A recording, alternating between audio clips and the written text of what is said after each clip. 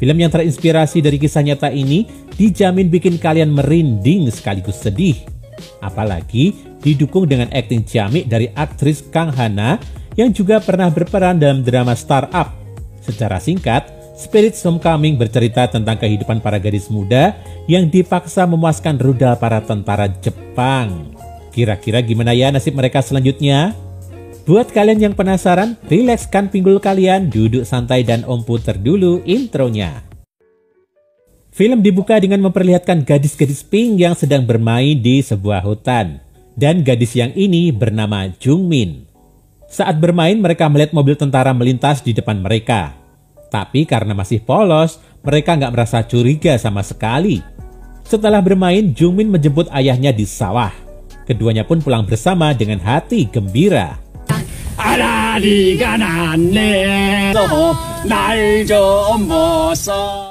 Pada malam hari, orang tua Jungmin sedang berbincang tentang kekhawatiran mereka terhadap tentara Jepang yang baru saja tiba di desa mereka. Esoknya, ketika Jungmin baru saja pulang usai bermain, ia melihat para tentara Jepang sudah berdiri di depan rumahnya. Ternyata, mereka mencari Jungmin dan berniat membawanya pergi secara paksa. Merasa tak punya pilihan, ibunya Jungmin pun langsung memberikan uang dan jimat keselamatan untuk Jungmin sebelum para tentara mengambil putrinya itu. Di dalam kereta sudah banyak gadis-gadis seumuran Jungmin yang ikut dibawa secara paksa. Jungmin juga berkenalan dengan seorang gadis bernama Yong-hee. Ternyata usia keduanya hanya berbeda setahun. Jungmin berumur 14 tahun, sedangkan Yong-hee berumur 15 tahun. Setelah melewati perjalanan panjang, mereka pun sampai di Cina. Di sana, mereka disambut oleh tentara Jepang yang sedang bertugas di negara itu. Lalu mereka naik ke dalam mobil untuk dibawa ke suatu tempat. Sesampainya di tempat tujuan, mereka dikumpulkan di suatu ruangan. Rupanya, rata-rata dari mereka berumur 15 hingga 16 tahun. Karena Jungmin masih berumur 14 tahun, ia pun dibawa ke suatu tempat tertutup. Di sana, serabi lempit Jungmin diperiksa untuk memastikan kalau ia nggak punya penyakit apapun. Selanjutnya, ia dimandikan dan dimasukkan ke dalam kamar milik tentara Jepang. Gak lama kemudian, seorang tentara masuk dan memaksa Jungmin untuk bercocok tanam dengannya. Jungmin mencoba memberontak, tapi pria itu gak segan-segan memukulnya. Sayang banget ya, pas zaman ini belum ada FBI. Kalau ada kan udah... FBI, open up!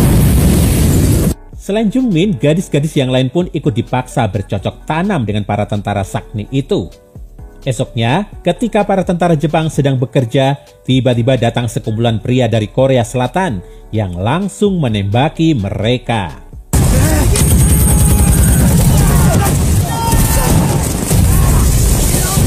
Tapi sayangnya, orang-orang Korea itu kewalahan menghadapi tentara Jepang. Mereka pun terpaksa mundur. Sementara itu, Jungmin terlihat berbaring di sebuah ranjang. Kemudian seorang tentara Jepang yang terlihat cupu masuk ke dalam kamar. Berbeda dari tentara lain, tentara bernama Tanaka itu memilih nggak mengejut Jungmin. Sebaliknya, ia menyuruh Jungmin beristirahat. Ia juga berkata kalau Jungmin mirip dengan adiknya. Saat jam istirahat, para gadis terlihat berkumpul di sebuah ladang luas. Karena telah mengalami banyak tekanan, salah satu gadis terlihat mengalami gangguan mental. Gadis-gadis itu terlihat gak berdaya, apalagi badan mereka sudah dipenuhi luka. Hari demi hari terus berlalu. Perlakuan laknat para tentara Jepang itu pun masih belum berubah. Setiap hari mereka selalu rajin mencicipi serabi lempit para gadis. Bukan hanya disuruh bercocok tanam, para gadis itu juga dipaksa melakukan pekerjaan berat. Saat sedang bekerja, Jungmin menghampiri Yong-hee. Ia mengajak temannya itu untuk kabur. Ketika mereka akan kembali ke dalam, Jungmin tiba-tiba merasa sakit di bagian serabi lempitnya. Akhirnya, ia diperbolehkan beristirahat sejenak di kamar. Saat terbangun, Jungmin melihat mayat seorang gadis di balik tirai putih. Wajah mayat itu dipenuhi luka. Jungmin pun langsung menangis karenanya. Beberapa hari kemudian, Jungmin bertemu dengan Tanaka. Lelaki itu memberi map kecil pada Jungmin untuk memudahkannya keluar dari sana. Saat malam hari, Jungmin, Yong-hee beserta dua gadis lainnya pun berkumpul. Lalu, mereka berusaha keluar secara diam-diam dari sana. Tak lama setelahnya, para tentara menyadari kalau ada beberapa gadis yang hilang. Mereka pun menyalakan alarm dan segera mencari gadis-gadis itu. Saat Jungmin dan kawan-kawannya telah sampai di hutan, mereka pun menyadari kalau salah satu teman mereka telah tertinggal. Mereka pun memutuskan untuk kembali dan mencari teman mereka yang hilang. Tapi mereka malah melihat gadis itu telah tertangkap dan kini disiksa oleh para tentara. Karena merasa kasihan pada temannya, Jungmin dan Yonghye pun memutuskan untuk kembali. Sedangkan teman mereka yang satunya memilih untuk tetap kabur. Sementara itu, para gadis yang masih ada di camp langsung dikumpulkan keluar. Mereka pun ditanyai satu persatu siapa yang menjadi komplotan dalam usaha pelarian itu. Tapi nggak ada satupun dari mereka yang mengaku. Sebagai hukuman, mereka pun diminta untuk melepas baju dan disiksa semalaman. Sedangkan si gadis yang ketahuan kabur dikurung dan gak diberi minum sama sekali. Esoknya, beberapa gadis yang sakit-sakitan dan sudah gak bisa melayani tentara Jepang dibawa naik ke dalam mobil. Awalnya mereka mengira akan dibawa ke rumah sakit, tapi ternyata mereka malah dibawa ke sebuah tanah lapang untuk dieksekusi. Para tentara pun mulai menembaki mereka.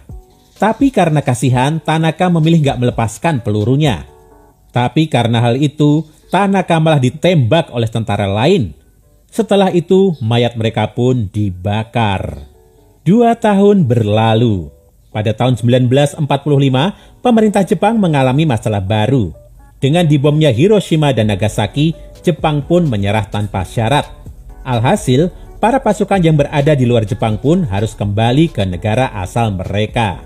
Untuk menghilangkan saksi, para gadis pun dibawa dengan mobil ke sebuah tanah lapang. Sama seperti sebelumnya, di sana mereka disambut oleh para tentara Jepang yang siap mengeksekusi mereka. Melihat Yonghye yang ketakutan, Jungmin pun memberinya jimat yang didapatnya dari ibunya dulu. Tepat ketika mereka akan dieksekusi, muncul tentara Korea Selatan yang langsung menembaki tentara Jepang.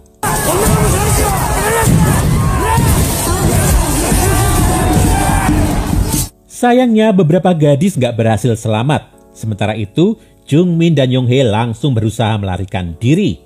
Ketika tengah beristirahat di hamparan ilalang, tiba-tiba seorang tentara Jepang muncul dan mencoba menghabisi mereka. Tapi untungnya, tentara Jepang itu langsung ditembak oleh tentara Korea. Jungmin dan Yonghye pun berhasil diselamatkan dan dibawa pergi. Tapi ketika Jungmin menoleh, rupanya tentara Jepang itu masih hidup dan bersiap menodongkan pistolnya ke arah Yonghye. Jungmin pun langsung melindungi Yonghye dengan badannya. Alhasil, ia pun tertembak dan meninggal seketika. Scene lalu berpindah ke tahun 1991, di mana terdapat seorang gadis bernama Eun Kyung. Gadis itu dibawa oleh sang ibu menemui seorang tabib untuk disembuhkan. Rupanya ia merupakan korban penjahat serabi lempit yang kabur dari penjara. Sedangkan ayahnya dibunuh tepat di hadapannya. Sejak saat itu, ia mengalami trauma berat dan gak mau berbicara. Tapi setelah berhari-hari menjalani pengobatan bersama si tabib, ia pun mulai bisa berbicara lagi. Karena itulah, ia pun memutuskan untuk menjadi murid si tabib. Suatu hari, ketika Eun Kyung akan membeli hanbok, ia melihat jimat milik wanita tua pemilik toko yang ternyata adalah Yonghye. Dan tiba-tiba saja, Eun Kyung bisa melihat masa lalu Jungmin. Saat terbangun, Eun Kyung membantu Yonghye untuk melepaskan rasa bersalahnya pada Jungmin yang telah ia tinggalkan seorang diri. Saat ritual berlangsung, Yonghye melihat Jungmin di hadapannya. Karena gak tahan lagi, Yonghye pun pingsan. Lalu, Eun Kyung kembali melakukan ritual untuk membantu roh Jungmin dan yang lain agar bisa berpulang dengan tenang. Di akhir film diperlihatkan Jungmin yang pulang membawa jimatnya. Di sana orang tuanya sudah menunggunya. Mereka pun berkumpul kembali dan film pun berakhir.